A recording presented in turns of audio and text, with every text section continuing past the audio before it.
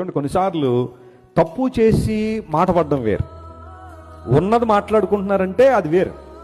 కానీ లేని మాట్లాడుకున్నారు అనుకోండి, ఆ బాధ మనసును బాగా తొలిచివేస్తూ ఉంటుంది. నేను చేయలేని మాట్లాడుతున్నారండి, నేను చేయలేని విషయాన్ని కొంతమంది భుజాలకెత్తుకుని ప్రపంచం అంతా చెబుతున్నారని ఆ బాధ చాలా భయంకరంగా ఉంటుంది. బహుశా అలాంటి స్థితిలోనే ఉన్నావా? నువ్వు చేయని వాటిని మీదేసుకుంటున్నావా? నువ్వు చేయని వాటికే ప్రజలు నిన్ను నిందిస్తున్నారా? నలుగురు నాలుగు విధాలుగా మాట్లాడడం ద్వారా ఆ బాధలు, ఆ మాటలన్నీ కూడా భయంకరమైన తోటాల వల్ల నిన్ను గాయపరుస్తున్నాయా? ఆ యుద్ధ రంగంలో ఏం చేయాలో అర్థం కాని పరిస్థితుల్లో వాళ్ళకు ప్రూవ్ చేయాలా, వీళ్ళకు ప్రూవ్ చేయాలని కంగారు పడిపోతున్నావా? నువ్వు ఎవరికి ప్రూవ్ చేయాల్సిన అవసరం లేదు. ఉన్న స్థలంలో దేవుని స్తుతించడం మొదలుపెట్టా. నీలో పొరపాటు ఉందా? సరిదిద్దుకో. పొరపాటు లేదా? ధైర్యంగా నిలబడి దేవుని కోసం. ఎందుకంటే నిన్ను హెచ్చించువాడు ఆయన, నిన్ను బలపరుచువాడు ఆయన, నిన్ను లేవనెత్తువాడు ఆయన, తన మహిమ కొరకు వాడుకునేవాడు ఆయనే.